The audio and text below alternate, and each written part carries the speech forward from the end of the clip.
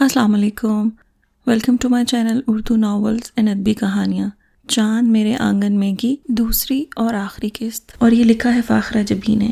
سعدیہ جلدی سے چائے بنا دو اور ساتھ میں کچھ کھانے کے لیے بھی، ابا کے کوئی دوست آئے ہیں سعودی عرب سے۔ احمد نے آ کر سعدیہ سے کہا تو وہ چند لمحے کے لیے اس کا منہ دیکھ کر رہ گئی۔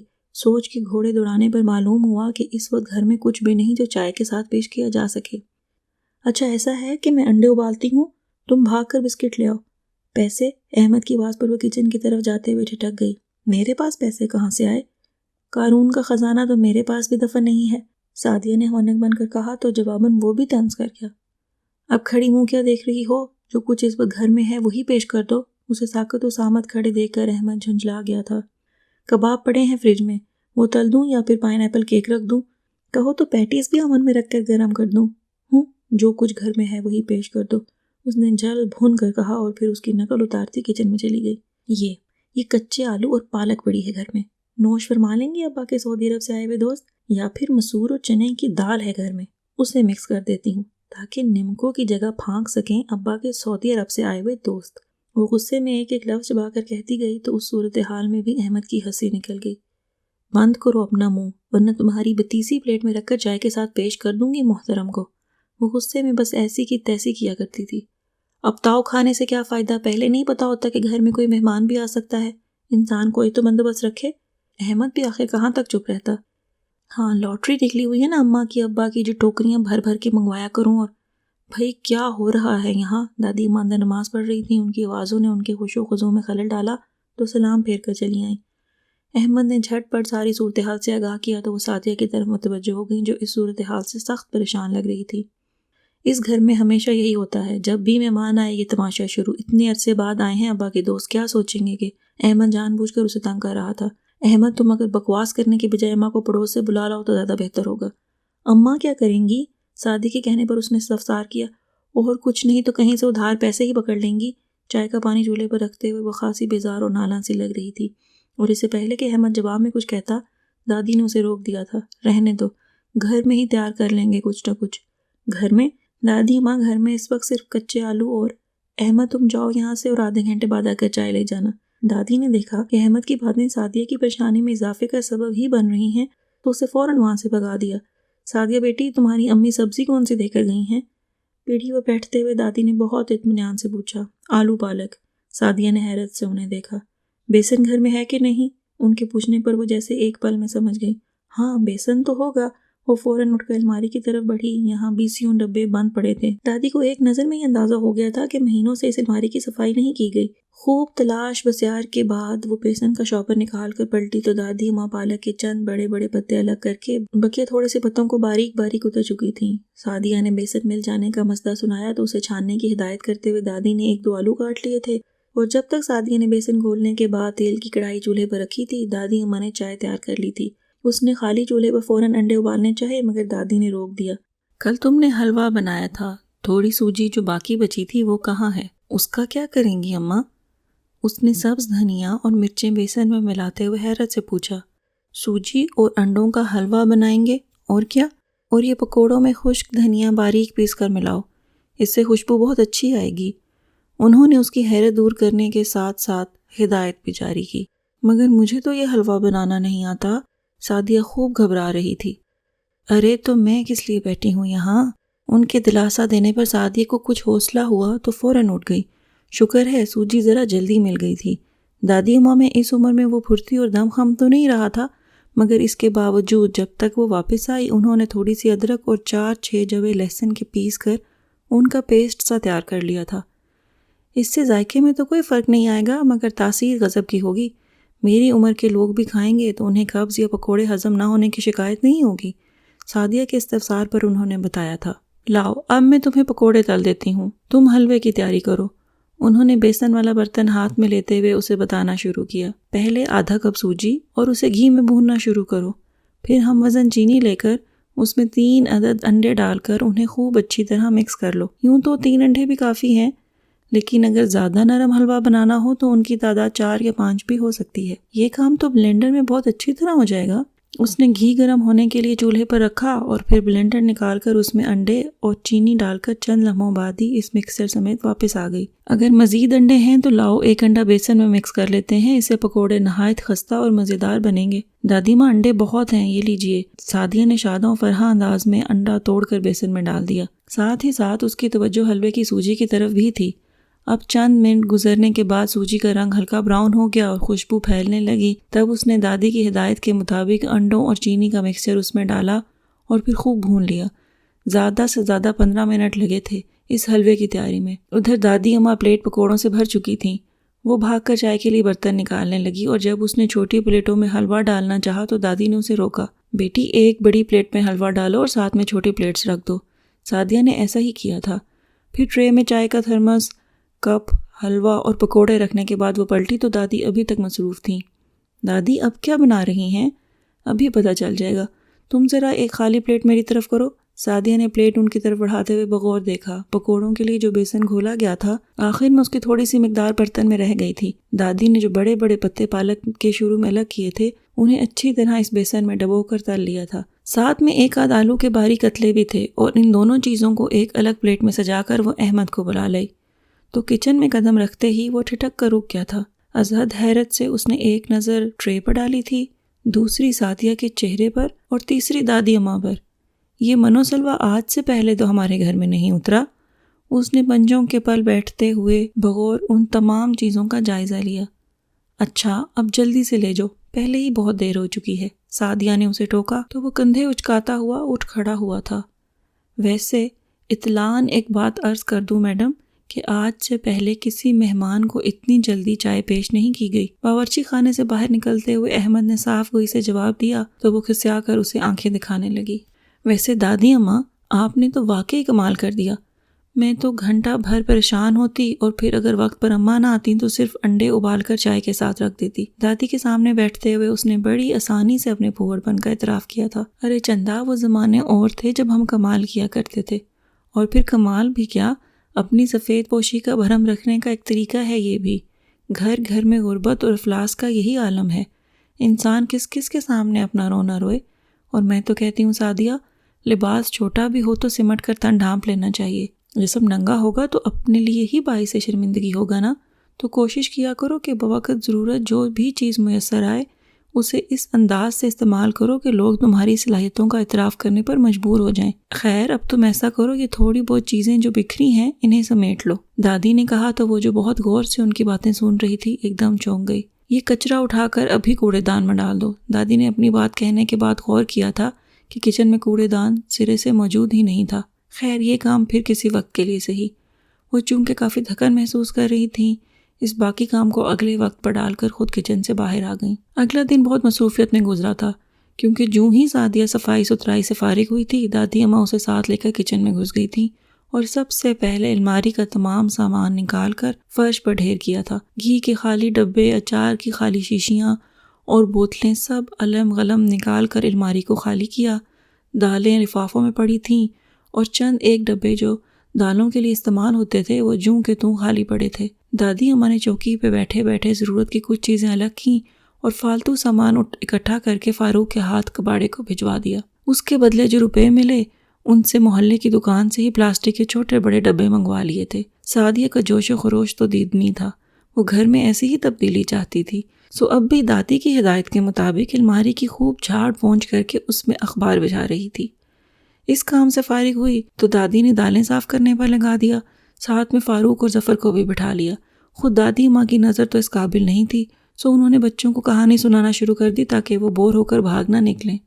اور وہی ہوا کہ جب تک دادی ماں کہانی سناتی رہیں بچے بڑے اطمینان سے دالوں میں سے کنکر چننے میں مصروف رہے تھے، اور جوں ہی دادی خاموش ہوئیں وہ فوراً وہاں سے کھسک گئے۔ یہ اور بات ہے کہ وہ اسی وقت خاموش ہوئی تھیں جب دالیں ختم ہو گئی تھیں۔ دالوں کو ڈبوں میں ڈال کر انہیں ترتیب سے الماری میں رکھ دیا گیا تھا۔ جو تھوڑی بہت دالیں مختلف لفافوں میں پڑی ضائع ہو رہی تھیں انہیں سعدیہ نے ملا کر بھگو دیا تھا تاکہ رات کو پکا سکے۔ اس کے بعد برتنوں کی باری آئی تھی۔ تمام برتن دھو کر خشک کرنے کے بعد الماری میں ترتیب سے لگائے۔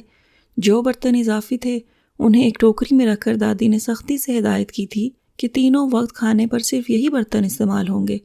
اس کے بعد دادی نے اچار کی خالی شیشیاں اور چٹنی کی شیشیاں خوب اچھی طرح دھو کر خشک ہونے کے لیے دھوپ میں رکھ دی تھیں، اور گھی کا ایک بڑا سا ڈبہ لے کر اس کا ڈھکن کاٹ کر اسے کوڑے دان کے طور پر باورچی خانے کے کونے میں رکھوا دیا تھا۔ دوپہر سے شام تو ہو گئی تھی مگر باورچی خانے کی حالت سدھر گئی تھی۔ اس کے بعد سعدیہ نے رات کے کھانے کی تیاری شروع کر دی تھی، چنانچہ دادی اماں بھی اٹھ کر چھت پر چلی آئیں، جہاں دھوپ ہلکی سی تپش کے ساتھ موجود تھی۔ وہاں جھلنگا سا چارپائی پر بیٹھ کر دادی ماں آئندہ کے لیے لائحہ عمل ترتیب دینے لگی تھی۔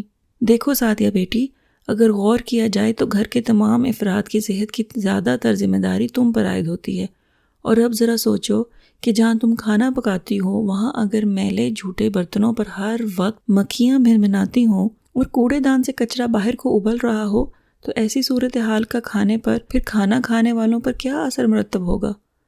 لہٰذا میری ایک نصیحت پلے سے باندھ لو بیٹی کہ رات کو باورچی خانہ چھوڑنے سے پہلے جھوٹے برتن ضرور دھو لینے چاہیے اور کوڑے دان سے کچرا پھینک کر اسے دھو کر اوندھے منہ رکھ دینا چاہیے۔ مجھے معلوم ہے دن بھر کے کام کاج کے بعد اس وقت انسان کی یہی خواہش ہوتی ہے کہ وہ فوراً سے پیشتر اپنے بستر میں جا گھسے، لیکن صبح بیدار ہونے کے بعد گندا سندا کچن دیکھ کر جو کوفت ہوگی وہ یقیناً اس تکلیف سے بہت زیادہ ہوگی۔ اور پھر اگر تمہاری جگہ کوئی اور باورچی خانے میں کام کرنے کے لیے آئے تو جہاں دوسرا فرد تمہارے بارے میں بہت غلط انداز سے سوچے گا وہاں خود تمہیں بھی بہت شرمندگی ہوگی، اور جب گھر کے سب افراد ناشتے کے منتظر ہوں گے اور تمہیں ناشتے کے لیے دھلے دھلائے برتن نہیں ملیں گے تو ذرا تصور کرو کہ افراتفری کا کیا عالم ہوگا۔ تصور کرنے کی ضرورت ہی کیا ہے اماں، ہمیشہ سے یہی تو ہوتا چلا آیا ہے۔ دادی اپنی بات کہہ کر خاموش ہوئیں تو وہ بہت مایوسی سے بولی تھی، ہاں لیکن آئندہ ایسا نہیں ہوگا۔ اگر تم میری باتوں کو پلے سے باندھ لو تو یقین مانو چندہ کہ تمہاری سہیلیاں، رشتہ دار، گھر والے سب تمہاری عقل اور سلیقے کی داد دیں گے، اور یہ ایسی باتیں نہیں کہ ایک دو دن کام آئے پھر سب ختم۔ یہ تو وہ سبق ہے جو اگر خوب اچھی طرح ذہن میں بٹھا لو گی تو ساری عمر کام آئے گا۔ دادی نے کہا تو سعدیہ نے فوراً ان کی تائید کرتے ہوئے اس بات میں سر ہلا دیا۔ ویسے سعدیہ تم سوچتی تو ہوگی کہ دادی خامخواہی میرے پیچھے پڑ گئی ہیں۔ انہوں نے بغور سعدیہ کو دیکھتے ہوئے وہ بات کہہ ڈالی تھی جو کافی دنوں سے ان کے دماغ میں آ کر کھلبلی مچا دیتی تھی۔ ارے نہیں دادی ماں، ایسا تو سوچیے گا بھی مت، آپ تو مجھے وہ رستہ دکھا رہی ہیں جس پر چلنے کی مجھے ایک عرصے سے خواہش تھی۔ میں تو ہمیشہ یہ سوچا کرتی تھی کہ مجھ جیسی لڑکیاں جو زندگی کے دوسرے میدانوں میں کوئی اعلیٰ کارکردگی نہیں دکھا سکتی انہیں کم از کم گھر گھرستی میں ضرور طاق ہونا چاہیے۔ بالکل ٹھیک کہہ رہی ہو، کیونکہ اگر ایک عورت اپنے گھر کے افراد کو پرسکون ماحول مہیا کرتی ہے، اپنی آئندہ نسل کی بہترین تربیت کرتی ہے، تو میرے خیال میں اس سے بڑھ کر اعلیٰ کارکردگی اور کوئی نہیں ہو سکتی۔ اور جو عورت یہ دونوں کام احسن طریقے سے انجام دیتی ہے وہ گویا اس معاشرے میں اپنا بھرپور کردار ادا کرتی ہے۔ یہ کیا باتیں ہو رہی ہیں دادی پوتی میں جو ختم ہونے میں ہی نہیں آ رہی؟ رات کا وقت تھا، برابر چارپائی پر لیٹی زبیدہ خاتون ان کی مسلسل آتی آوازوں سے ڈسٹرب ہوئیں تو کروٹ بدلتے ہوئے کہے بغیر نہ رہ سکیں۔ سعدیہ اور دادی اماں نے بے اختیار ایک دوسرے کی طرف دیکھا اور مسکرا کر استادی شاگردی کا کام ملتوی کرتے ہوئے سونے کے لیے لیٹ گئی تھیں۔ صبح وہ تھوڑا جلدی بیدار ہو گئی تھی۔ سب سے پہلے حسب معمول نماز پڑھی اور پھر کچن میں آ گئی تھی۔ چائے کا پانی چولہے پر رکھا اور چائے کے تیار ہونے تک آٹا بھی گوندھ لیا تھا۔ پھر کمرے میں آ کر ابا کے جوتے، کپڑے، جرابیں، رومال، بنیان ایک جگہ رکھے۔ باقی سب بھائیوں کے یونیفارم بھی تیار شدہ حالت میں تھے۔ تب اس نے پانی گرم ہونے کے لیے رکھا اور دوسرے چولہے پر ناشتہ تیار کرنے لگی۔ پراٹھے بنا کر ہاٹ پاٹ میں رکھے، پھر گرم پانی غسل خانے میں رکھا اور سب کو بیدار کرنے کے بعد باورچی خانے میں دسترخوان بچھا کر ناشتے کا سارا سامان اس پر رکھ دیا تھا۔ دادی کے ساتھ رہ کر ان کی باتیں سن کر خود اس کا اپنا دماغ بھی خوب کام کرنے لگا تھا۔ سو دادی، اماں اور ابا کو کمرے میں ناشتہ دے کر وہ خود صفائی میں جٹ گئی تھی، اور جب تک سب لوگ اپنے اپنے کاموں کو سدھارے وہ 2 کمروں کے سوا صفائی کا باقی کام بھی نپٹا چکی تھی، اور خلاف عادت وہ مرغیوں کو دانہ ڈالنا بھی نہیں بھولی تھی۔ صحن میں ابھی دھوپ سے دیواروں تک ہی آئی تھی، چنانچہ پہلے اس نے برتن دھونے کا کام کر لیا تھا، اور جوں ہی دھوپ نکلنے پر دادی ماں کمرے سے باہر اور اماں سبزی لینے گھر سے نکلی تھیں، وہ کمروں میں گھس گئی تھی اور اماں کی سبزی لانے تک بالکل فارغ ہو چکی تھی۔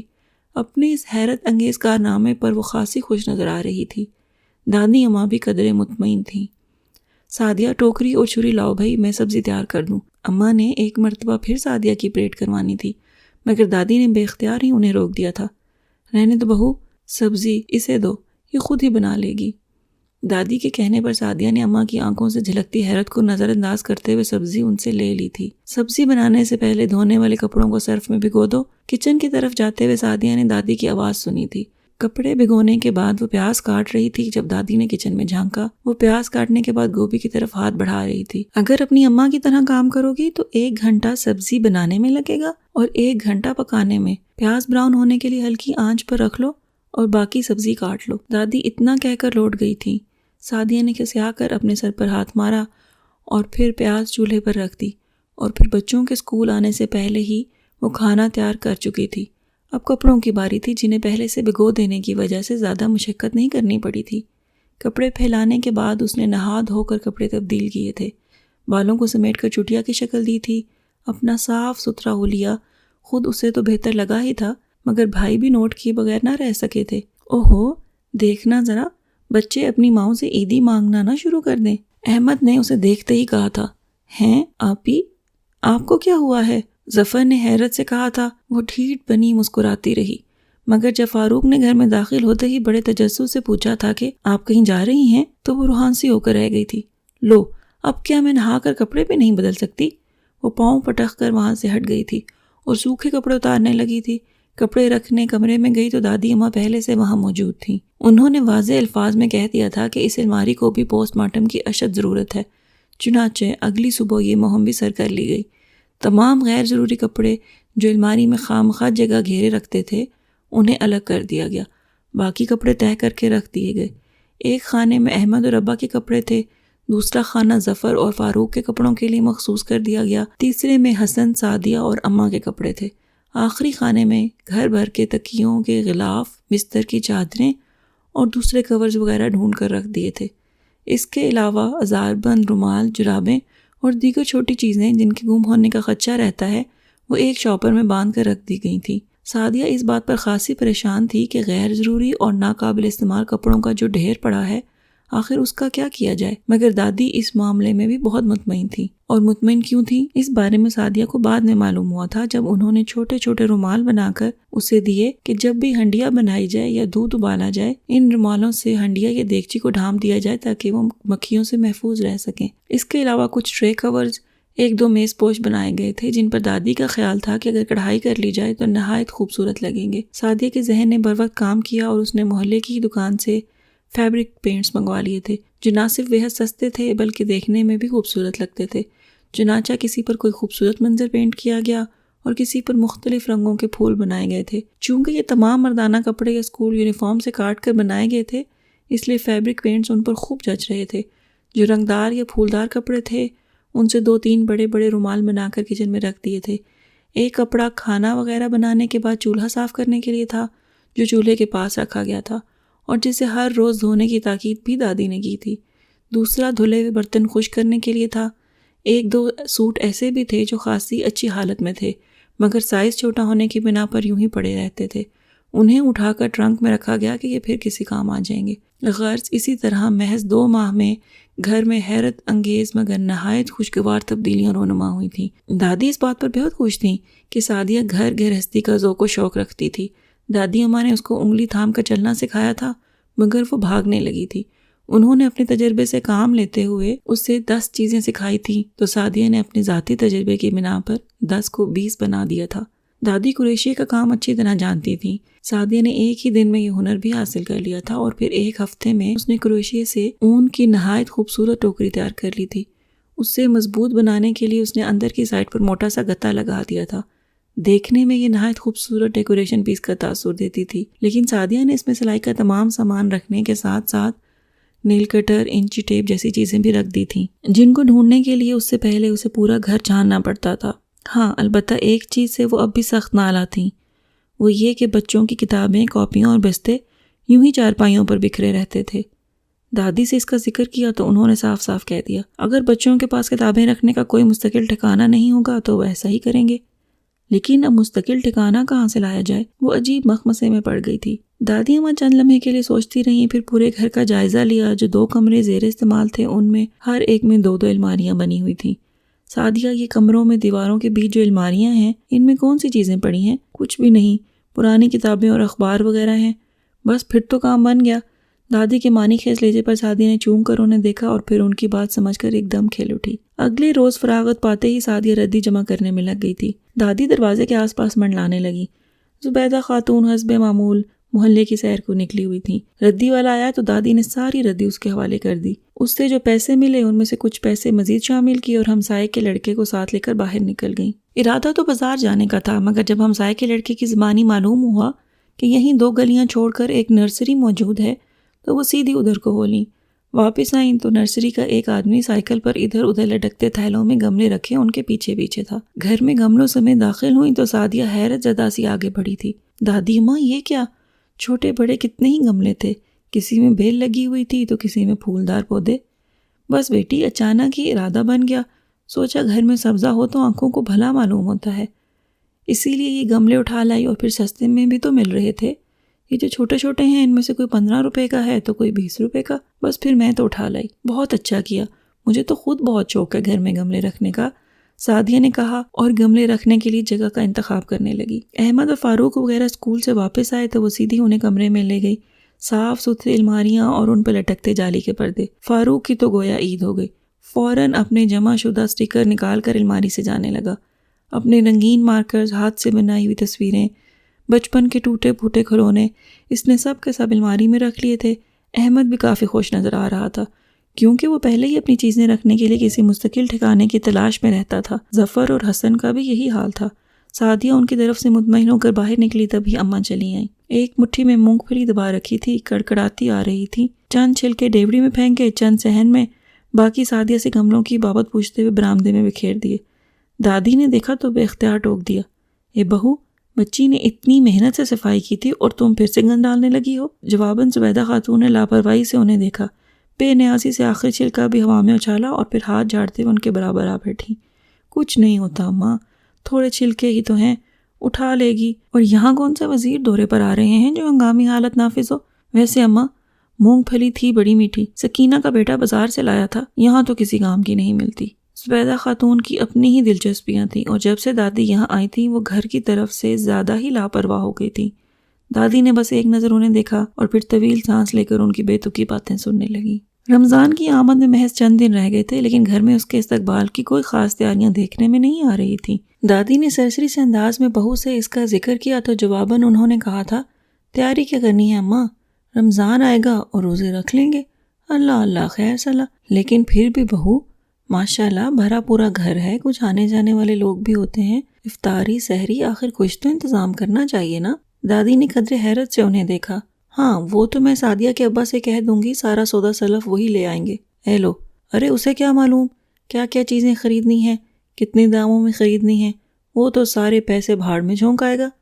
جتنے پیسے کسی نے مانگے اتنے دے دیے۔ وہ بیٹے کی کلندرانہ صفت سے خوب واقف تھیں۔ ایسی بھی بات نہیں اماں، پہلے بھی سارا راشن وہی لے کر آتے ہیں۔ زبیدہ خاتون نے انہیں تسلی دینی چاہی، اسی لیے تو ساری تنخواہ دال مرچ پر ہی ختم ہو جاتی ہے، انہوں نے جل کر کہا تھا۔ بہو کی گھریلو معاملات میں عدم دلچسپی انہیں کبھی بھی پسند نہیں آئی تھی، اور نہ ہی کبھی بہو نے یہ سننے سمجھنے کی کوشش کی تھی کہ یہ بڑی اماں کہتی کیا ہیں۔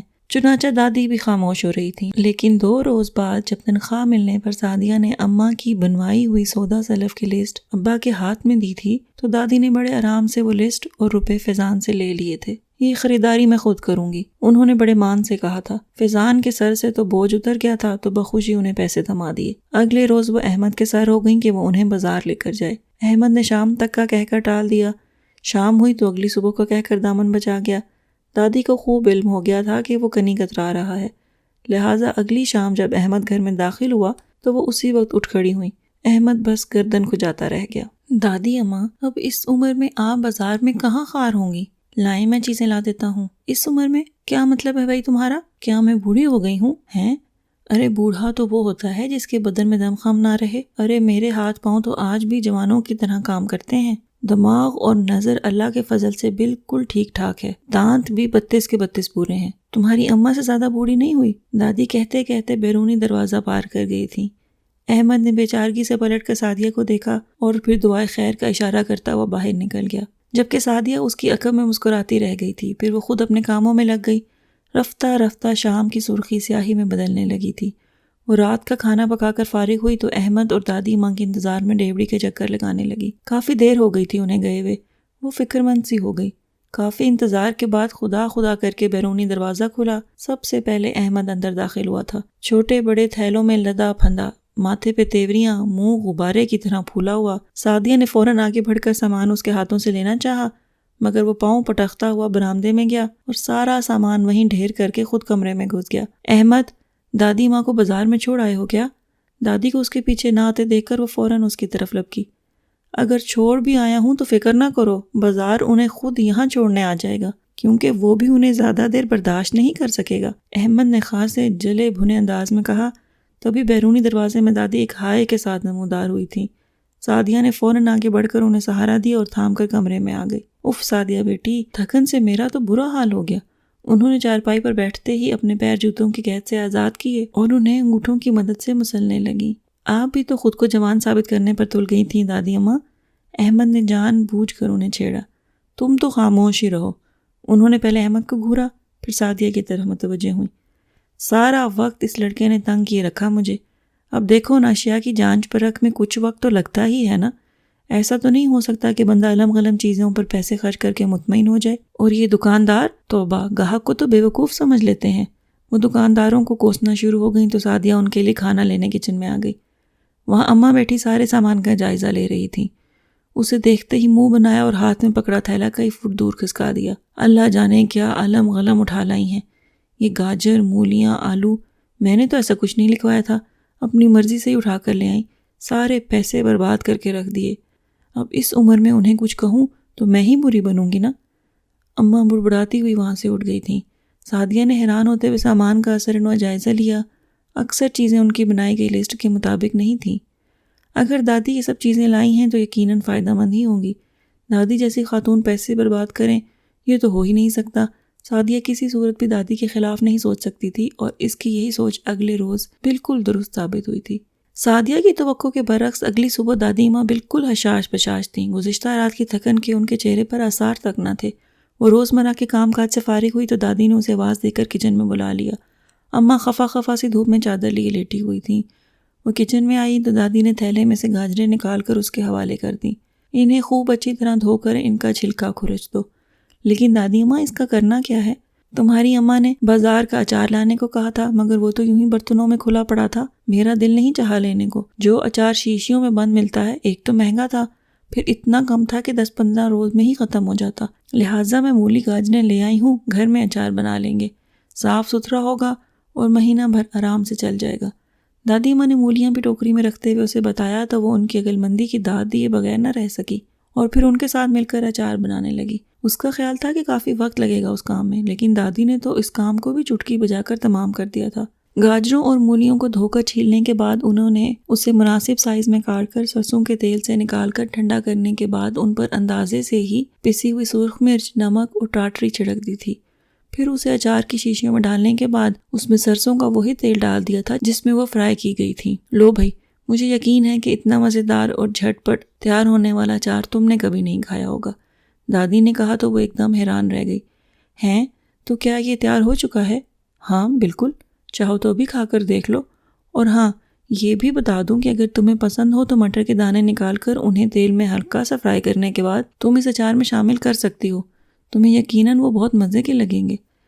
دادی کے کہنے پر اس نے فوراً اچار چکھا تھا اور ہلکی سی کھٹاس لیے ہوئے یہ اچار واقعی بہت لذیذ تھا۔ سحری کے لیے دادی نے یہ اچار بنا دیا تھا اور افطاری کے لیے املی کی چٹنی بنا کر بوتلوں میں بھر دی تھی۔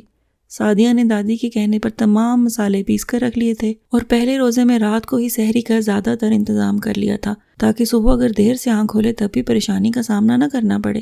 شام کو افطاری کے وقت اس نے دادی کی مدد سے گھر میں سموسے تیار کیے تھے جو سعدیہ کی توقع کے برعکس بہت ہی اچھے بنے تھے۔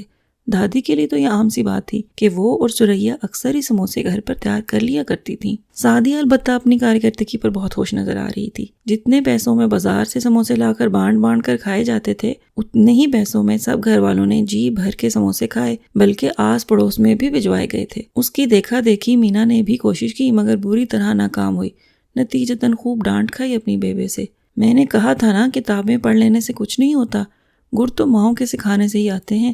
سعدیہ کو دادی کی بات سے پورا اتفاق تھا مگر اماں کا منہ بن گیا تھا۔ تبھی ایک روز محلے کی خاتون چلی آئیں۔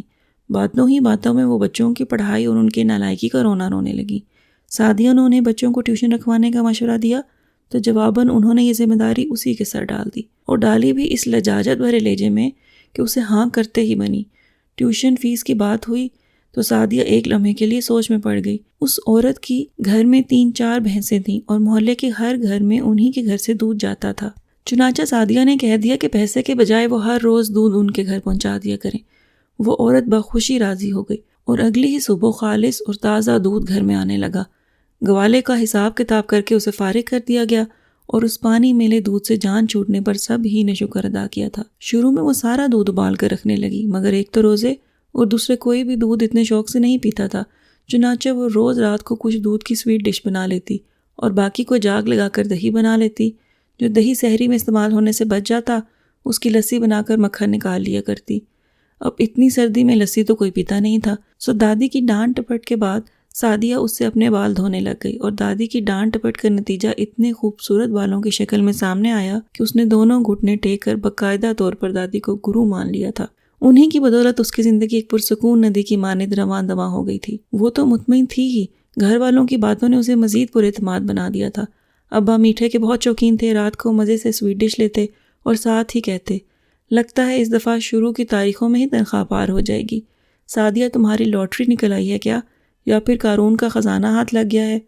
احمد کو بھی دوستوں کے سامنے شرمندہ نہیں ہونا پڑتا تھا، اس لیے ہر وقت خوش مزاجی کا مظاہرہ کرتا رہتا۔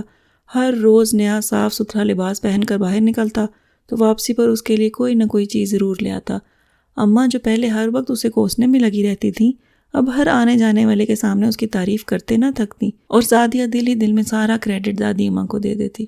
ظہیر نعمان کا خط آیا تھا جس میں سریہ نے سارے گھر والوں کو رمضان المبارک کا بابرکت مہینہ شروع ہونے پر مبارکباد دی تھی، اور ساتھ ہی ساتھ دادی اماں کو بے حد تاکید بھی کی تھی کہ وہ عید سے قبل اپنی آمد کے پروگرام سے آگاہ کر دیں تاکہ ظہیر انہیں لینے کے لیے آ سکے۔ احمد نے خط پڑھ کر سنایا تھا، اور یہ بات سنتے ہی سب لوگ چیخ اٹھے تھے کہ نہیں، دادی اماں اس دفعہ ہمارے ہاں عید منائیں گی۔ ارے نہیں بھائی، سریہ نے اتنے دن بھی جانے کیسے کاٹ لیے میرے بغیر، وہ تو میکے بھی جائے تو 1 آدھ دن میں ہی لوٹ آیا کرتی ہے کہ اماں پیچھے اکیلی ہوں گی۔ دادی نے بڑے میٹھے لہجے میں انکار کیا تھا، پھر بھی سب کے منہ بن گئے۔ لیکن دادی اماں، ہمارا بھی تو آپ پر کچھ حق ہے نا؟ ظفر نے فوراً انہیں یاد دلایا۔ اور پھر ظہیر بھائی ہیں نا ان کے پاس؟ احمد نے بھی لقمہ دیا۔ وہ تو ٹھیک ہے بیٹا، لیکن یہ لڑکے بالے ایسے موقعوں پر گھروں میں کب رہتے ہیں؟ وہ بھی نکل جائے گا اپنے دوستوں میں۔ سریہ بیچاری ہولتی رہے گی خالی گھر میں۔ دو طرفہ پرخلوص محبتوں کے اس مظاہرے نے انہیں عجیب مخمصے میں ڈال دیا تھا، مگر بہو کی تنہائی کا احساس بھی شدت سے تھا جو ان کی عدم موجودگی کے باعث عید کے پرمسرت موقع پر یقیناً مزید بڑھ جاتا۔ تو دادی ماں، ایسا کرتے ہیں کہ تائی سریہ اور ظہیر بھائی کو یہاں بلا لیتے ہیں، اس دفعہ ہم سب لوگ عید اکٹھے منائیں گے، سچ بہت مزہ آئے گا۔ احمد نے دادی کو سوچ میں پڑتے دیکھا تو فوراً مشورہ دے دیا۔ باقی سب نے بھی اس کی پرزور تائید کی تھی۔ ہاں ایسا تو ہو سکتا ہے، مگر بیٹا اٹھنے بیٹھنے کی بہت تنگی ہو جائے گی، 2 ہی تو کمرے ہیں گھر میں، پھر خرچ بھی پہلے سے بہت بڑھ جائے گا خواہ میں۔ دادی اماں بات کے ہر پہلو کو مد نظر رکھتی تھیں۔ لیں دادی اماں، یہ کیا بات ہوئی بھلا؟ سعدیہ برا مان گئی تھی۔ دل میں جگہ ہو تو گھر میں جگہ خود بخود بن جاتی ہے۔ باقی رہی خرچ کی بات، آنے والے اپنا رزق ساتھ لے کر آئیں گے، ہم خود روکھی سوکھی کھا لیں گے، مگر ان کی مہمان نوازی میں کوئی فرق نہیں آنے دیں گے۔ بس اب آپ جلدی سے انہیں خط لکھوا کر یہاں آنے کی دعوت دے دیں۔ سعدیہ نے انہیں قائل کر کے ہی چھوڑا تھا۔ چلو ٹھیک ہے بھائی، میں آج شام ہی اس کو ٹیلی فون کر دوں گی۔ ٹیلی فون کیوں دادی، خط لکھوا لینا، سعدیہ نے ان سے کہا، مگر وہ مسکراتے ہوئے نفی میں سر ہلانے لگی تھی۔ جو بات میں نے اسے بتانی ہے وہ خط میں نہیں لکھی جا سکتی، وہ بھی اس صورت میں کہ جب کہ خط تم سے لکھوانا ہو۔ انہوں نے ہلکی سی چپت اس کے سر پر لگاتے ہوئے مبہم سے بات کی تھی۔ سعدیہ کو ان کی بات سمجھ میں تو نہیں آئی تھی، مگر قریدہ اس لیے نہیں تھا کہ اس وقت اس کے ذہن پر ایک نئی فکر سوار ہو چکی تھی۔ گرمیوں میں پھر بھی سہولت رہتی تھی، مگر سردیوں میں وہ سب بمشکل چارپائیاں کمروں میں ٹھوس کر پورے آتے تھے۔ رات گئے تک وہ اس مسئلے کے بارے میں سوچتی رہی اور پھر ایک فیصلہ کر کے اطمینان سے سو گئی۔ اگلے روز جب دادی ماں فاروق کے ساتھ PCO پر فون کرنے گئیں تو صحن کے آخری کونے میں بنے اسٹور کو خالی کرنے کے لیے وہ کمر بستہ ہو چکی تھی۔ یہاں پہلے سے اماں کی جہیز کی پیٹیاں، صندوق اور ٹرنک وغیرہ پڑے تھے۔ بعد میں کاٹ کباڑ بھی اسی کمرے میں بھرتا چلا گیا اور بعد میں اسٹور کی شکل اختیار کر گیا تھا۔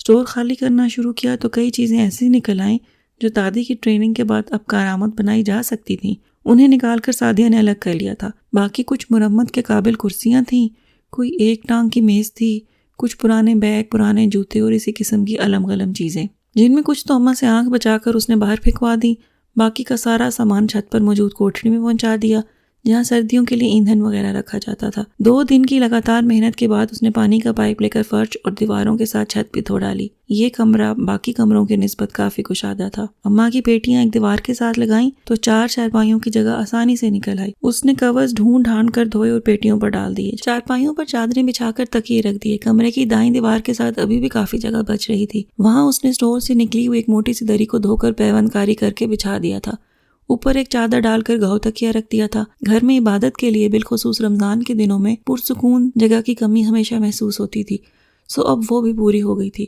دروازے اور کھڑکیوں کا میل کچیل صاف کرنے کے لیے اس نے دادی کی ہدایت کے مطابق سرسوں اور مٹی کے تیل میں کپڑا بھگو کر ان پر رگڑا تھا، جن سے وہ قدرے نئے معلوم ہونے لگے تھے۔ اسٹور کی صفائی کے دوران پیتل کے 2 نہایت خوبصورت گلدان نکلے تھے، مگر ان کا رنگ اس قدر سیاہ پڑ چکا تھا کہ اس نے یوں ہی اوپر کوٹڑیوں میں پھینک دیے۔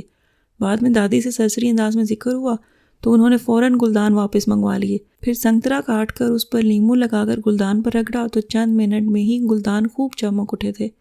یہ تو کمال ہو گیا بھائی۔ سعدیہ کمرے میں آتے جاتے گلدانوں کو دیکھتی تو بے اختیار کہہ اٹھتی، یہ چھوٹے چھوٹے کمال ہی مل کر بڑا کمال دکھاتے ہیں سعدیہ بیٹی، لہٰذا انہیں اچھی طرح ذہن میں بٹھا لو۔ دادی لگے ہاتھوں سے نصیحت کرنے سے نہ چوکتی۔ چاقو چھریوں کے دستے مسلسل استعمال سے سیاہ پڑ جاتے ہیں، ان پر نمک اور لیموں رگڑا جائے تو ایک دم صاف ہو جائیں گے۔ لوہے کی چیزوں پر عموماً زنگ لگ جاتا ہے، روئی کو سرکے میں بھگو کر زنگ پر پھیرو اور پھر نتیجہ دیکھو۔ دادی کے بتانے پر وہ تمام ٹوٹکے آزماتی اور انہیں 100% درست پا کر حیرت کا اظہار کیے بغیر نہ رہ پاتی۔ ارے عمر بھر سیکھا ہی کیا ہے اس کے سوا؟ ہمارے زمانے میں پڑھائی لکھائی کا تو رواج ہی نہ تھا، بس بڑی بوڑھیاں 24 گھنٹے گھر داری کا سبق پڑھاتی رہتیں۔ اس وقت ان کی نصیحتیں نہایت بری لگتی تھیں، مگر وقت آنے پر خود بخود ان کی قدر و قیمت کا احساس ہو گیا۔ دادی اپنے زمانے کی باتیں بتانے لگتیں اور وہ ہمتن گوش ہو جاتی۔ اس روز بھی یوں ہی باتیں کرتے کرتے دادی نے سنگترے کے چھلکوں کو نہایت باریک کاٹ کر سعدیہ سے انہیں دھوپ میں رکھنے کو کہا تو وہ بے دھیانی میں ہی ان کی بات پر عمل کرنے کے بعد اپنے کاموں میں مصروف ہو گئی تھی۔ دھوپ ختم ہوئی تو دادی نے چھلکے اٹھا کر کمرے میں رکھ لیے۔ اگلے 2-3 دن تک وہ مسلسل یہ چھلکے دھوپ میں سکھاتی رہیں، پھر انہیں باریک پیس کر 1 پاؤ گیہوں کے آٹے میں ملا دیے، ساتھ ہی 1 پاؤ بیسن اور تھوڑی سی ہلدی بھی ملا دی اور لے جا کر سعدیہ کے سامنے رکھ دیا۔ وہ ابھی قرآن پاک پڑھ کر فارغ ہوئی تھی۔ یہ کیا ہے دادی؟ اپٹن ہے۔ ہیں؟ اس عمر میں آپ کو اپٹن کی کیا ضرورت پیش آ گئی؟ وہ حیرت سے انہیں دیکھنے لگی۔ بے وقوف، یہ میرے لیے نہیں تمہارے لیے ہے۔ ابھی اور اسی وقت اس کی تھوڑی سی مقدار لے لو، ذرا سا سرسوں کا تیل اس میں ڈالو اور دودھ ڈال کر لئی سی بنا کر چہرے پر 15-20 منٹ کے لیے مل لو۔ انہوں نے سختی سے ہدایت جاری کی تو وہ گڑبڑا سی گئی۔ لیکن دادی، میں اس کی کیا ضرورت تھی؟ ضرورت تھی جبھی تو بنایا ہے۔ ذرا رنگت دیکھو اپنی کیسی جھلس کر رہ گئی ہے، ایک دم روکھی پھیکی۔ حالانکہ بچپن میں تو اچھی بھلی تھی تم۔ یہ صرف اور صرف تمہاری غفلت اور لاپرواہی کا نتیجہ ہے اور کچھ نہیں۔ اور ہاں، اسے احمد کی نظر سے بچا کر رکھنا، وہ تم سے زیادہ خیال رکھتا ہے اپنا۔ وہ سختی سے کہتے ہوئے باہر نکل گئیں اور آخری بات پر سعدیہ کے لیے اپنا کہا دبانا محال ہو گیا تھا۔ رمضان کا آخری عشرہ شروع ہوا تو ساتھ ہی ثریا بیگم کی آمد کا انتظار بھی شروع ہو گیا۔ ثریا ظہیر کی بے تحاشا مصروفیت کے باوجود اسے ساتھ لے کر ہی آئی تھیں، کیونکہ راستوں سے ناواقف تھیں۔ ظہیر ان کی ہدایت کے مطابق انہیں بڑے تایا کے ہاں چھوڑ کر واپس لوٹ گیا تھا۔ اگر ثریا چاہتیں تو سیدھی فیضان کے پاس بھی جا سکتی تھیں، مگر وہ اپنی جٹھانیوں کی شکایت کا موقع نہیں دینا چاہتی تھیں، اس لیے پہلی رات ان کے ہاں ہی گزاری۔ اگلے روز فیضان کے ہاں جانے کا پروگرام بنا تو بڑی تائی جھٹ سے ساتھ چلنے کو تیار ہو گئیں، اور جب وہ لوگ گھر سے باہر نکلیں تو بینا اور کامنی بھی ان کے ساتھ ہولی تھیں۔ دل میں یہی ارادہ تھا کہ ایک ساتھ دھاوا بول کر غریب آباد کے غریبوں کا تماشا دیکھیں گے اور لطف اندوز ہوں گے۔ راستے بھر وہ دونوں بہنیں عجیب و غریب حرکات کرتی آئی تھیں، پہلے سر جوڑ کر خسر پسر کرتیں اور پھر کہہ لگانے لگتیں۔ ثریا بیگم ان کے انداز و اطوار دیکھ کر دل ہی دل میں پریشان ہوئی جا رہی تھی۔ اگر اماں نے انہی میں سے کسی کو پسند کر لیا ہوا تو؟ ان کے ذہن میں اماں کی بات گونج رہی تھی کہ ثریا، میں نے تمہارے لیے بہو تلاش کر لی ہے، تم بھی آ کر دیکھ لو۔ خدا خدا کر کے فیضان کے گھر پہنچے تھے، دروازہ کھلا ہوا تھا۔ بڑی تائی دستک دیے بغیر اندر گھس گئیں تو ثریا بھی ان کی تقلید کرتے ہوئے اندر چلی آئیں۔ انہوں نے حسب عادت سب سے پہلے گھر کا جائزہ لیا تھا۔ صاف ستھری ڈیوڑی کی دائیں دیوار کے ساتھ چھوٹے چھوٹے کمرے، مناسب فاصلہ چھوڑ کر ترتیب سے رکھے تھے۔ صحن کی سامنے والی اور دائیں دیوار کے ساتھ بھی گملوں کی یہی ترتیب تھی۔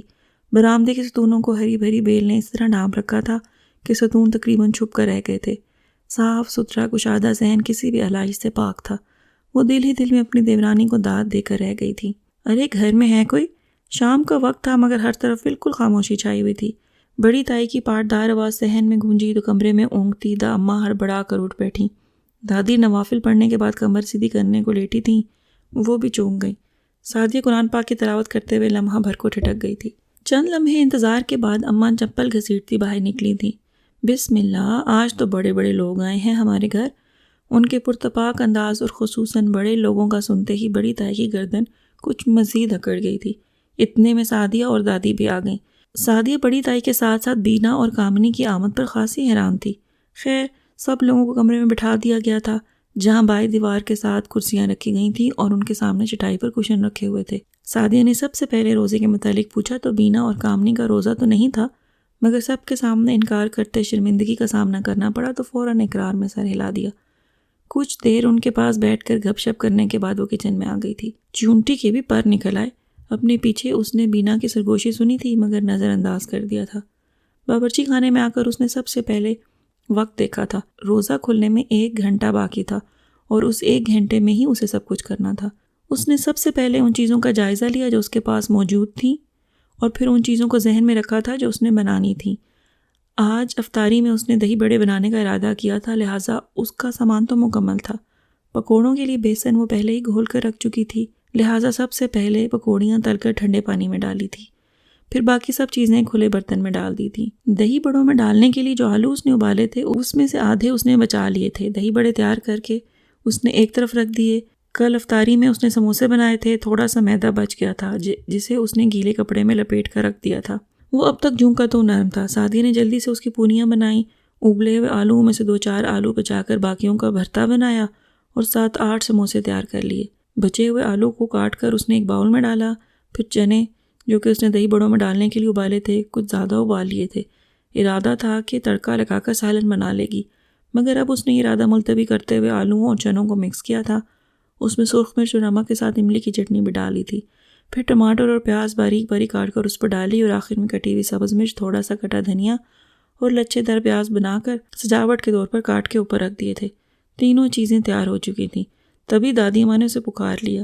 وہ گئی تو اسے تسبیح دینے کا کہتے ہوئے انہوں نے مبہم سا اشارہ میز پر پڑے فروٹ کی طرف کیا تھا جو تائی سریا اپنے ساتھ لائی تھی۔ واپس کچن میں آتے ہوئے وہ فروٹ کے شاپرز اٹھا لائی تھی، پھر فروٹ دھو کر ڈش میں رکھا تو ایک لمحے میں ذہن میں خیال آیا کہ اگر فروٹ چاٹ بنا لی جائے تو وہ یقیناً بہت مزہ دے گی بنسبت سادہ فروٹ کے، لہٰذا اس نے فوراً ہی اپنے اس خیال کو عملی جامہ پہنا دیا اور پھر سب تیار شدہ ڈشز کو کچن میں میز پر رکھنے کے بعد انہیں ایک بڑے رومال سے ڈھانپ دیا تھا۔ افطار میں صرف 20 منٹ رہ گئے تھے۔ اس نے جلدی سے سب چھلکے وغیرہ سمیٹ کر کوڑے دان میں ڈالے۔ خشک کپڑا فرش پہ پھرنے کے بعد وہ ہاتھ وغیرہ دھو کر سموسے تلنے کے لیے بیٹھ گئی تھی۔ تبھی کامنی اور بینا کچن میں آ گئیں۔ کیا بنا رہی ہو بھائی؟ انہوں نے آتے ہی کڑھائی میں جھانکا تھا، پھر اطراف کا جائزہ لیا اور غالباً یہی سمجھیں کہ صرف سموسے ہی تلے جا رہے ہیں۔ اللہ، ہماری ہاں افطاری میں اتنی زیادہ ڈشز تیار ہوتی ہیں کہ چکھتے چکھتے ہی پیٹ بھر جاتا ہے، کامنی نے اترا کر اسے بتایا۔ ہاں تو اور کیا، ہر فرد کی پسند کے مطابق ایک ڈش بنتی ہے۔ بینا نے بھی کامنی کا ساتھ دیا تھا۔ سعدیہ چپ چاپ مسکراتی رہی۔ سموسے تل کر فارغ ہوئی تو ابا اور باقی سب بھائی آ گئے۔ ابا حسب معمول کھجوریں لے کر آئے تھے۔ سعدیہ نے ابلے ہوئے دودھ پر سے ساری بلائی اکٹھی کر کے ایک پیالی میں ڈالی اور پھر کھجوروں میں سے گٹھلیاں نکالنے لگی۔ ساتھ ہی ساتھ اسے بینا کی نگاہوں کی تپش کا احساس بھی ہو رہا تھا جو بڑی دیر سے اس کا جائزہ لے رہی تھی۔ آج اس نے نہا کر ہلکے زرد رنگ کا لباس پہنا تھا، ایک کلائی میں زرد چوڑیاں بھی ڈال رکھی تھیں، کانوں میں چھوٹے چھوٹے ٹاپس بھی تھے جو فاروق اپنے جیب خرچ سے اپنی آپی کے لیے لے کر آیا تھا، اور وہ اتنی خوش ہوئی تھی کہ اب انہیں مستقل پہنے رکھتی تھی۔ پاؤں میں سیاہ انگوٹھے والی چپل تھی جس میں اس کے صاف ستھرے پاؤں دمک رہے تھے۔ پیروں کا یہ حال تھا تو چہرے کی چمک دمک نے بینا کو زیادہ ہی الجھا کر رکھ دیا تھا۔ پتہ نہیں اسے ہوا کیا ہے، پہلے تو ایسی نہیں تھی۔ وہ کھجوروں میں بلائی بھرنے کے بعد ہاتھ دھونے کو اٹھی تو بینا نے فوراً کامنی کے کان میں سرگوشی کی تھی۔ ہاں تو اور کیا، تم نے بال دیکھے ہیں اس کے پہلے کیسے جھاڑ جھنکار بنے رہتے تھے اور اب اتنے سیاہ اور چمکدار؟ میرا خیال ہے اسے شیمپو بدل لیا ہے۔ کامنی کے دماغ میں یہی بات آئی تھی۔ ارے بے وقوف، شیمپو تو ہم بھی امپورٹڈ استعمال کرتے ہیں، یہ خدا جانے کون کون سے ٹوٹکے آزماتی ہوگی۔ بینا کو فکر لاحق ہو گئی تھی۔ پوچھ کر دیکھوں؟ لو، وہ بتائے گی تھوڑی، گھنی اور میسنی ہے پوری۔ بینا زیادہ ہی جل بھن گئی تھی۔ تبھی سعدیہ کے ابا نے کمرے سے آواز لگائی کہ دسترخوان لگا دو، صرف 5 منٹ ہیں دروازہ کھلنے میں۔ بینا اور کامنی بھی اٹھ کر کمرے میں چلی آئیں۔ سعدیہ نے کوشن ایک طرف رکھ کر دسترخوان بچھایا تو حسب معمول احمد اس کی مدد کو اٹھ کر چلا آیا۔ تمام ڈشز لے جا کر دسترخوان پر رکھی گئیں تو تائی سریا بے اختیار کہہ اٹھی، سعدیہ بیٹی، اتنے تکلف کی کیا ضرورت تھی؟ بس کھجوریں ہی کافی تھیں۔ تکلف نہیں، یہ تو ہماری خوشی ہے تائی امی، وہ رسان سے کہہ کر برتن سیٹ کرنے لگی، جبکہ بڑی تائی اندر ہی اندر جھلس کر رہ گئی تھی۔ کیسی چلتر لڑکی ہے، سب سریا کو پھانسنے کے طریقے ہیں، انہوں نے دل ہی دل میں کہا تھا۔ ادھر کامنی بینا کے کان میں گھسی ہوئی تھی، تم ٹھیک ہی کہہ رہی تھیں، واقعی بڑی گھنی اور میسنی ہے، کچن میں تو ہمیں نہیں بتایا کہ یہ اتنا سب کچھ تیار کر لیا ہے، ہم کیا کھا جاتے؟ سعدیہ ان کی سوچوں کے برعکس سب کو ڈشز پیش کر رہی تھی اور سریا اس بات پر حیرت کا اظہار کر رہی تھی کہ اس نے اتنی جلدی یہ سب کیسے تیار کر لیا۔ ان کی اس بات کے جواب میں سعدیہ نے ایک نظر دادی کو دیکھا تھا جو توصیفی نظریں اس پر جمائے بیٹھی تھیں۔ بس یہ بھی تمہاری طرح پھرتیلی ہے سریا، پلک جھپکتے ہی کام کر لیتی ہے۔ دادی کے لہجے کی شفقت کو محسوس کرتے ہوئے تائی اماں پہلو بدل کر رہ گئی تھی۔ نماز اور پھر افطاری کے بعد اندھیرا اتنا زیادہ ہو گیا تھا کہ ابا بڑی تائی بینا اور کامنی کے گھر واپس جانے پر کسی طور پر راضی نہ ہوئے تھے۔ یہ کوئی غیر کا گھر نہیں ہے بھابھی جان، آپ آرام سے یہاں ٹھہریں، میں بھائی صاحب کو فون پر اطلاع کر دوں گا۔ سب کے اصرار پر وہ رک گئی تھیں۔ سعدیہ کو رات کے کھانے کی فکر لاحق ہو گئی تھی۔ ابا نے احمد سے مرغ منگوا دیا تھا، کھانا بھی دسترخوان پر ہی لگا دینا، ایسا نہ ہو ظہیر بھائی کی طرح بعد میں سب کو شوربے میں ڈبکیاں لگانا پڑے۔ گوشت اس کے ہاتھ میں دیتے ہوئے احمد نے کہا تھا، اسے اب تک وہ شرمندگی یاد تھی۔ سعدیہ بے اختیار ہنس دی۔ فکر نہیں کرو، اس دفعہ ایسا ہرگز نہیں ہوگا، اس نے اطمینان سے کہا تھا۔ اماں بھی بھاگی چلی آئی تھیں، پریشانی کہ اتنے سارے لوگوں کو کیسے بھگتا جائے گا۔ سعدیہ نے انہیں مطمئن کر کے واپس بھیج دیا۔ پھر گوشت پکاتے ہوئے اس نے اس میں مٹر اور آلو شامل کر کے سالن بڑھا لیا تھا تاکہ کم نہ پڑ جائے، اور ساتھ ہی ساتھ دادی کو دعائیں بھی دی تھیں جو 2 روز قبل چھٹی کے دن احمد کے نہ کرنے کے باوجود منڈی گئی تھیں اور ڈھیر ساری تازہ سبزیاں لے کر آئی تھیں۔ میٹھے میں اس نے فروٹ کسٹرڈ تیار کر لیا تھا۔ چپاتیاں بنانے سے قبل اس نے کمرے میں جا کر کھانا لگا دینے کا پوچھا تو سب ہی نے انکار کر دیا کہ کچھ دیر بعد کھائیں گے۔ وہ اطمینان سے واپس آ گئی اور پھر جتنا وقت بچا تھا اس میں اس نے مونگ کی دال سبز مسالے کے ساتھ بھون لی تھی۔ یوں 10-11 بجے کے قریب کھانا بھی اس قدر اہتمام سے پیش کیا گیا تھا کہ بڑی تائی کی آنکھیں کھل گئی تھیں۔ سب نے ایک ساتھ دسترخوان پر بیٹھ کر کھانا کھایا سوائے سعدیہ کے، کیونکہ جب تک وہ لوگ کھانا کھاتے رہے تھے تب اس نے سب کے بستر لگا دیے تھے۔ کھانا کھاتے ہی اس نے برتن سمیٹ لیے، جھوٹے برتنوں کا ایک ڈھیر تیار ہو چکا تھا۔ ایک لمحے کو دل چاہا کہ یوں ہی رکھ کر سو جائے، مگر پھر خیال آ گیا کہ صبح سحری بھی تیار کرنی ہے، اگر برتن نہ دھوئے تو صبح پریشانی ہوگی۔ یہی سوچ کر اس نے باوجود بے تحاشا تھکن کے برتن دھو کر خشک کرنے کے بعد الماری میں رکھے تھے۔ باقی صفائی معمول کے مطابق ہی تھی، اور جب وہ سونے کے لیے بستر پر آئی تھی تو تھکن کے باعث چند لمحوں میں ہی غافل ہو گئی تھی۔ صبح سحری کے وقت اس کی آنکھ کھلی تو دادی اور تائی سریا دونوں کی چارپائیاں خالی تھیں۔ وہ منہ ہاتھ دھو کر باورچی خانے میں آئی تو دونوں وہاں سر جوڑے بیٹھی نہ جانے کون سی باتوں میں مصروف تھیں۔ اس کی آمد پر تائی سریا ایک دم خاموش ہو گئیں۔ دادی البتہ مسکرا کر بولی تھیں، آؤ بھائی سعدیہ، ابھی تمہارا ہی ذکر ہو رہا تھا، آپ اتنی جلدی اٹھ گئیں، لیکن یہ کام وام کرنے کی کیا ضرورت تھی، میں خود کر لیتی سب کچھ۔ چولہے پر چائے کی دیگچی دیکھی تو وہ شرمندہ سی ہو گئی۔ آٹا بھی گھون کر رکھا ہوا تھا۔ ہم لوگ سوئے ہی کب تھے، پہلے عبادت کرتے رہے، پھر باتیں کرنے لگے تو سوچا فارغ ہی بیٹھے ہیں، چلو تمہارا کچھ بوجھ ہلکا کر دیتے ہیں، یوں بھی فارغ رہنے کی عادت نہیں ہے مجھے۔ تائی سریا نے وضاحت کی تھی۔ پھر سعدیہ نے پراٹھے اور آملیٹ بنا لیے تھے۔ سحری کے لیے سب کو جگایا تو کامنی اوں آں کر کے دوبارہ بستر میں گھس گئی۔ بڑی تائی کو اس وقت اٹھنے کی عادت نہیں تھی، لہٰذا چھینکوں پہ چھینکیاں آنا شروع ہو گئیں۔ ہاتھ میں رومال تھا نہ ٹیشو پیپر، وہ عجیب شرمندگی سے دوچار ہونے لگیں۔ سعدیہ نے الماری میں سے ایک شاپر نکالا اور استری کیا ہوا طے شدہ رومال ان کے ہاتھ میں تھما دیا۔ تب کہیں جا کر انہوں نے سکون کا سانس لیا۔ سحری کے بعد ابا اور احمد مسجد چلے گئے تھے، باقی بستر میں گھس گئے۔ سعدیہ صفائی ستھرائی میں لگ گئی، اور جب بڑی تائی گھر جانے کو تیار ہوئیں تو وہ مکمل طور پر فارغ ہو چکی تھی۔ بھائی عید کی شام ہم گھر میں ایک پارٹی ارینج کر رہے ہیں، آپ سب لوگوں نے ضروری آنا ہے۔ جاتے جاتے بڑی تائی ایک نیا شوچہ چھوڑ گئی تھی۔ ساتھ ہی ساتھ تائی سریا سے یہ بھی کنفرم کر لیا کہ ظہیر تو عید پر آئے گا نا۔ ان کے جانے کے بعد تائی سریا اور دادی کی خسر پسر ایک مرتبہ پھر شروع ہو گئی تھی۔ اماں خاصی متجسس تھیں۔ اس معاملے میں 1-2 بار سعدیہ سے ڈو لینے کو کہا، مگر اس پر ایک نئی فکر سوار ہو گئی تھی، کیونکہ عید کے روز جو اس نے سوٹ پہننا تھا وہ ابھی تک خریدا ہی نہیں گیا تھا۔ چند ماہ پہلے گھر کے سب افراد ایک شادی پر گئے تھے اور سب نے نئے سوٹ بنوائے تھے، لہٰذا عید پر وہ کپڑے پہنے جاتے۔ سعدیہ ابا کے ساتھ گھر پر ہی رہی تھی، لہٰذا نہ تو اس وقت ہی نیا سوٹ بنوایا تھا، نہ ہی عید پر بنوانے کا ارادہ تھا۔ خیال تھا کہ گھر پر ہی رہنا ہے، کوئی قدرے بہتر سوٹ نکال کر پہن لوں گی، لیکن اب جب کہ بینا اور کامنی اصرار کر کے گئی تھیں اور دادی کا بھی کہنا تھا کہ اسے ضرور اس پارٹی میں شرکت کرنی چاہیے، تو اسے فوراً ہی فکر لاحق ہو گئی تھی۔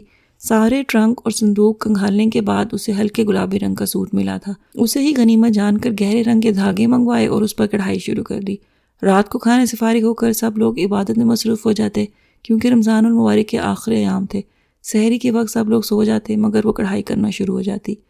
لیکن اس روز جب سحری کے بعد وہ کچن سمیٹ کر کمرے میں آئی تو صورتحال کافی مختلف تھی۔ ابا جو اس وقت مسجد جا چکے ہوتے تھے دادی کی پائنتی پر بیٹھے ہوئے تھے، اماں جو اس وقت تک سو جایا کرتی تھیں وہ تائی سریا کے لحاف میں دبکی بیٹھی تھیں۔ چاروں کے درمیان بہت ہلکی آواز میں گفتگو ہو رہی تھی۔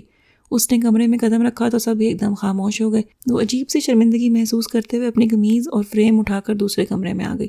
پتہ نہیں کیا ہوا ہے ان لوگوں کو، وہ حیران تھی، مگر ذہن چونکہ اپنے سوٹ کی تیاری میں اٹکا ہوا تھا اس لیے زیادہ سوچنے کے بجائے کڑھائی پر توجہ دینے لگی۔ جب فاروق وغیرہ کے اسکول جانے کا وقت ہوا تو وہ اٹھ کر دوبارہ کمرے میں آ گئی۔ میٹنگ ابھی بھی جاری تھی۔ اسے کمرے میں آتا دیکھ کر ابا ایک طویل سانس لے کر اٹھ کھڑے ہوئے تھے، پھر اس کے قریب سے گزرتے ہوئے اس کا سر پیار سے تھپ تھپایا اور باہر نکل گئے۔ اس نے قدرے حیرت سے باقی خواتین کی طرف دیکھا، وہ تینوں ہی مسکراتے ہوئے اس پر نظریں جمائے بیٹھی تھیں۔ یا اللہ، یہ کیا ہو گیا ان سب کو؟ وہ گڑبڑا سی گئی تھی اور فوراً فاروق کو جھنجھوڑنے لگی۔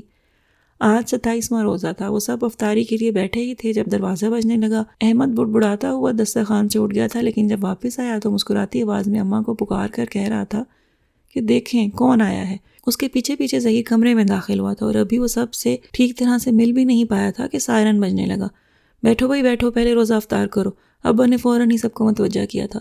افطاری کے بعد کھانا چونکہ دیر سے ہی کھایا جاتا تھا، اس لیے سعدیہ سب کو خوشگپیوں میں مصروف دیکھ کر فوراً دوسرے کمرے میں آ گئی تھی۔ قمیض کے دامن پر کڑھائی کرنے کے بعد اس نے گلے پر کڑھائی شروع کی تھی اور کوشش کر رہی تھی کہ کم از کم آج ہی قمیض کا کام ختم ہو جائے تاکہ صبح آستینوں کی باری بھی آ جائے۔ اور جب فاروق نے اسے کھانا لگانے کا پیغام آ کر دیا تو وہ گلے پر آخری پھول کاٹ رہی تھی۔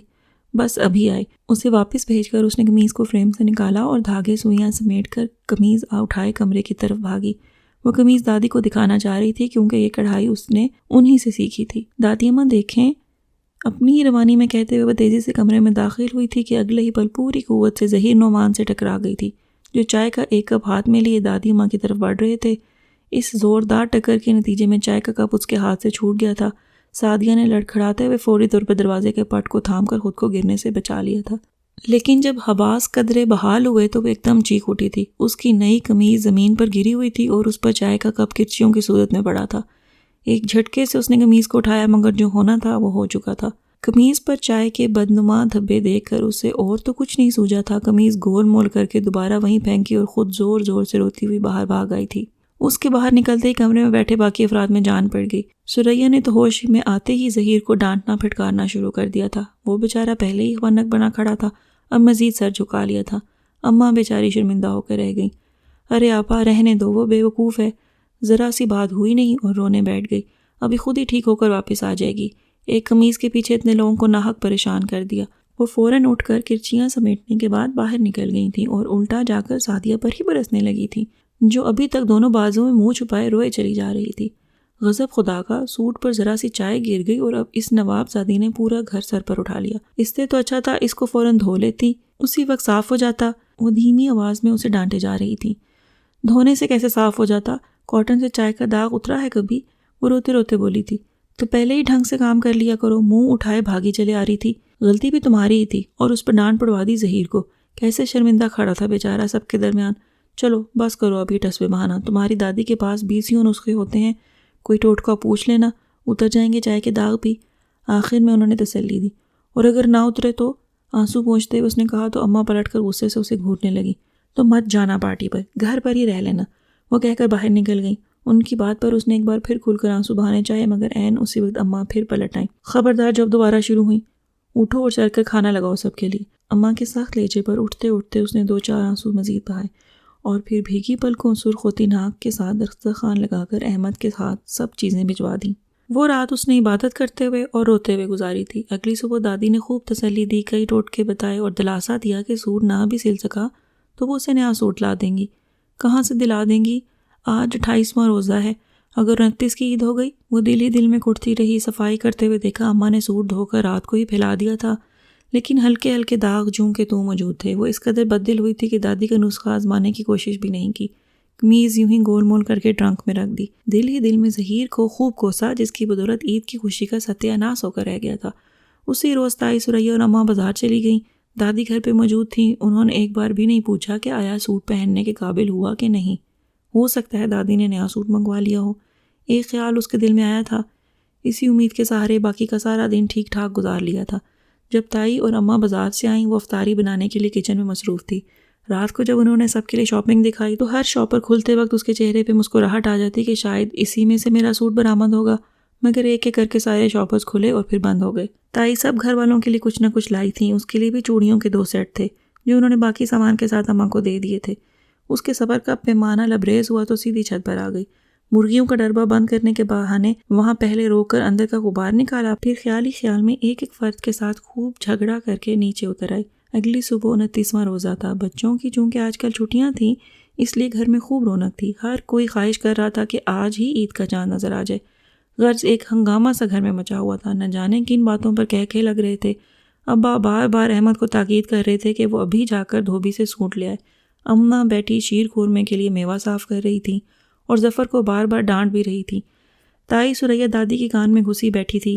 ہر کوئی بےحد خوش تھا یا پھر اس کو چڑھانے کے لیے خوش نظر آنے کی کوشش کر رہا تھا۔ کم از کم سعدیہ کو تو ایسا ہی لگ رہا تھا۔ کسی کو بھی فکر نہیں تھی کہ وہ اتنی گمسم کیوں پھر رہی ہے، یا پھر یہ کہ اب وہ عید کے روز کیا پہنے گی۔ سب کی بے حسی پر اسے زیادہ ہی رنج ہوا تو باقی سب کام چھوڑ چھاڑ کر چھت پر چلی آئی۔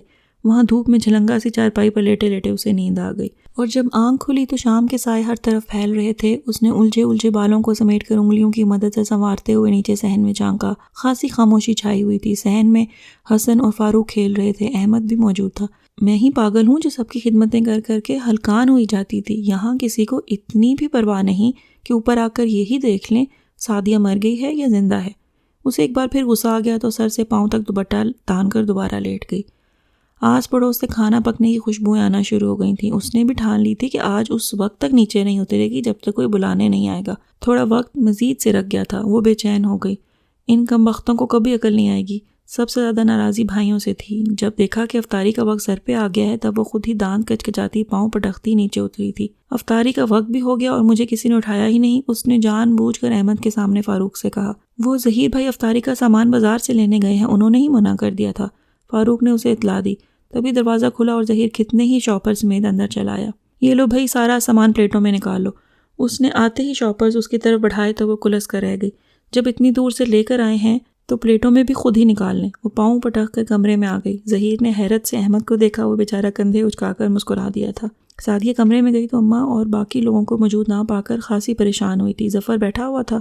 اس سے پوچھا تو معلوم ہوا ابا، دادی ماں اور تائی سریا سب بڑے تایا کے ہاں گئے ہیں۔ مگر کیوں؟ خاصا تعجب ہوا تھا اسے۔ اس کے پوچھنے پر ظہیر نے کچھ کہنے کے لیے منہ کھولا اور پھر قدرے جھیمتے ہوئے پتہ نہیں کہہ کر کروٹ بدل لی۔ وہ الجھتے ہوئے باورچی خانے میں آ گئی۔ روزہ کھلنے میں تھوڑی ہی دیر تھی جب باہر صحن میں شور سا مچ گیا۔ اس نے اچک کر کچن کی کھڑکی سے باہر دیکھا۔ بڑے تایا تائی کے ساتھ بینا، کامنی اور فروا بھی آ رہی تھیں۔ وہ پریشان سی ہو کر اٹھ کھڑی ہوئی۔ او ہو، محترمہ نے اتنا بڑا تیر مار لی اور اب یہاں چھپی بیٹھی ہیں۔ بینا اس کے باہر نکلنے سے پہلے ہی کچن میں چلی آئی تھی۔ کیا مطلب؟ اس نے گلے ملتے ہوئے حیرت سے پوچھا تو بینا طنزی انداز میں اسے دیکھ کر مسکرائی تھی۔ میں نے کہا تھا نا ہماری کزن بہت معصوم ہے، اسے تو کسی چیز کی خبر ہی نہیں ہوتی، بینا کامنی اور فروا سے کہتی ہوئی کچن سے باہر نکل گئی تھی۔ وہ اس کی بات کا مطلب ہی کھوجتی رہ گئی۔ اسی دوران سائرن بجنے لگا تھا۔ سب لوگ کمرے میں روزہ افطار کرنے لگے تھے۔ وہ چپ چاپ کچن میں بیٹھ کر ماچس کی تیلیاں جلانے لگی۔ آج اس کی جگہ سارا کام احمد نے کیا تھا۔ وہی ایک پلیٹ میں مختلف چیزیں رکھ کر بھاگا آیا تھا اور اس کے سامنے رکھ کر واپس چلا گیا تھا۔ اس نے بس کھجور کھا کر روزہ افطار کر لیا تھا۔ پھر نماز پڑھنے کے لیے دوسرے کمرے میں چلی گئی۔ نماز پڑھنے کے دوران بھی وہ بے چین سی رہی۔ کوئی نہ کوئی بات ایسی تھی ضرور جو اس کے سمجھ میں نہیں آ رہی تھی۔ نماز پڑھ کر فارغ ہوئی تو فروا اسے بلانے چلی آئی۔ دادی ماں تمہیں پکار رہی ہیں۔ بڑی جلدی یاد آ گئی دادی ماں کو میری؟ وہ خاصی تلخ ہو رہی تھی۔ او ہو، بڑی بے چینی ہو رہی ہے جناب کو۔ فروا زور سے ہنسی تھی۔ وہ سر جھٹکتے ہوئے کمرے میں داخل ہوئی تو ایک دم ٹھٹک گئی۔ سبھی لوگ پوری طرح اس کی طرف متوجہ تھے۔ آؤ سعدیہ، آؤ بیٹی۔ دادی کے پکارنے پر ان کی طرف بڑھی تو انہوں نے اسے ہاتھ پکڑ کر فوراً اپنے پاس بٹھا لیا۔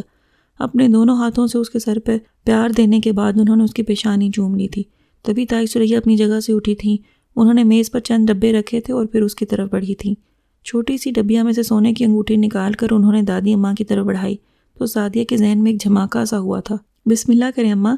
دادی اماں نے انگوٹھی ان سے لے کر سعدیہ کی انگلی میں ڈال دی تھی۔ وہ ہکا بکا سی انہیں دیکھے گئی تھی۔ بے وقوف لڑکی، اس موقع پر شرم سے سر جھکایا جاتا ہے۔ احمد اس کے پیچھے سے چیخا تھا مگر اس کے حواس ہی قابو میں نہ آ رہے تھے۔ یہ سب اتنا اچانک اور غیر متوقع تھا کہ وہ کچھ سمجھ ہی نہ پا رہی تھی۔ اس نے الجھی سی نظر سب پر ڈالی۔ اماں اور ابا پرشفقت مسکراہٹ چہرے پر لیے اسے دیکھ رہے تھے۔ میرا ظہیر تمہیں ہمیشہ خوش رکھے گا، تائی سریا نے اس کے ماتھے پر پیار کرتے ہوئے کہا تھا۔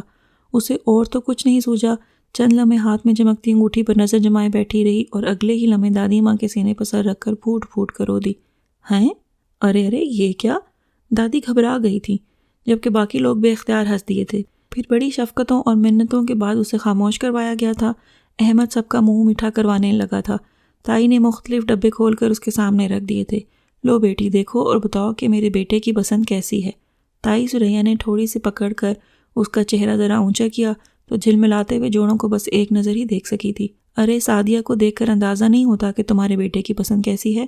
دادی کے کہنے پر سب کا کہکہ سن کر وہ بری طرح شرما گئی تھی، لہٰذا فوراً ہی ان سب کے درمیان سے کھسک گئی۔ اسی دوران باہر خوب شور سمجھ گیا تھا۔ غالباً عید کا چاند نظر آ گیا تھا۔ ابا بڑے تایا کے ساتھ مسجد کی طرف روانہ ہو گئے۔ احمد سب بھائیوں کے ساتھ چھت پر بھاگا۔ مینا وغیرہ بھی ان کے ساتھ تھیں، جبکہ وہ باورچی خانے میں تنہا کھڑی انگوٹھی پر نظریں جمائے مسلسل مسکرا رہی تھی۔ سب نے جی بھر کے بے وقوف بنایا تھا اسے۔